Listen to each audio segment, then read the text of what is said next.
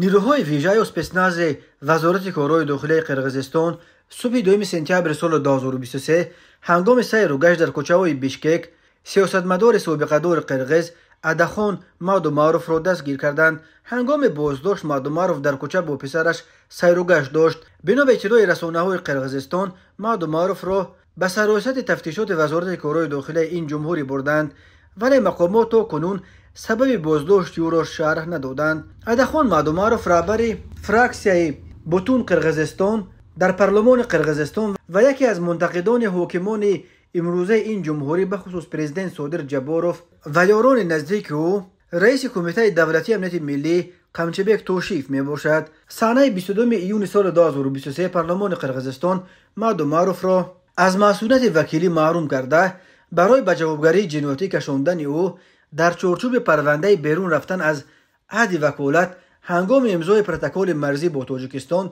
در سال 2009 روزی داد. حاکمان کنونی قرقیزستان مادوماروف را به آن ابدار میکنند که سال 2009 به پروتکل امضا گذاشته است که بر اساس آن منطقه باسی چورکوچه قلمرو تاجیکستان اعتراف شده به قرقیزستان برای 49 سال به اجاره داده می شود.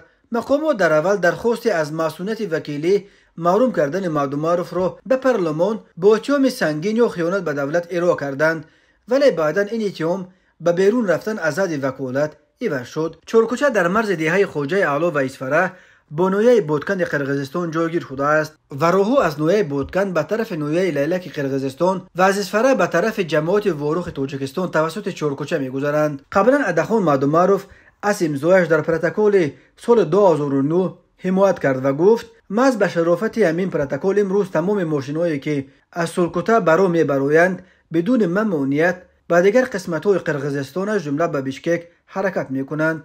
مادوماروف گفت امضای پروتکل در همان شب و روز درست بود، ولی از بس که پارلمان آن را تصویب نکرده است پروتکل سال 2009 دیگر یگان قوه قانونی ندارد.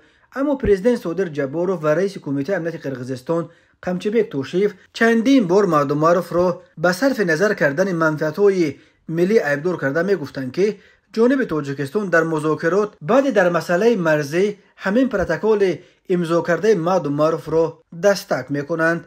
از جمله جباروف ماه اکتبر سال 2022 در نشست خبریش گفت 3 مارس سال 2009 ادخان مادوماروف که اون وقت کاتب شورای امنیت این کشور بود به پروتکل امضا گذاشت که حالا جانب تاجیکستان بر اساس همون پروتکل به حدود چورکو یک قطعه باسی در مرز دو کشور دعوا دارد. پرزیدنت قرقیزستان بعدا ماه نوامبر سال 2022 گفت که گویا تاجیکستان راضی شده است که منطقه باسی چورکوچه در مرز دو کشور منطقه بی‌طرف اعلام کرده شود، ولی دوشنبه تا کنون این اظهارات جباروف را شرح نداده است. با گذشت 30 سال از سقوط اتحاد شوروی از 970 کیلومتر مرز تاجیکستان و قرقیزستان تا کنون بیش از 300 کیلومترش همچنان تعیین و علامت گذاری نشده است. در قطعه‌های باسی که اساساً در مرز تاجیکستان و قرقیزستان جایگیر شدند هر سر چند وقت بر اثر آب و زمین و چراگاه و راه مناقشه و رخ می‌دهند.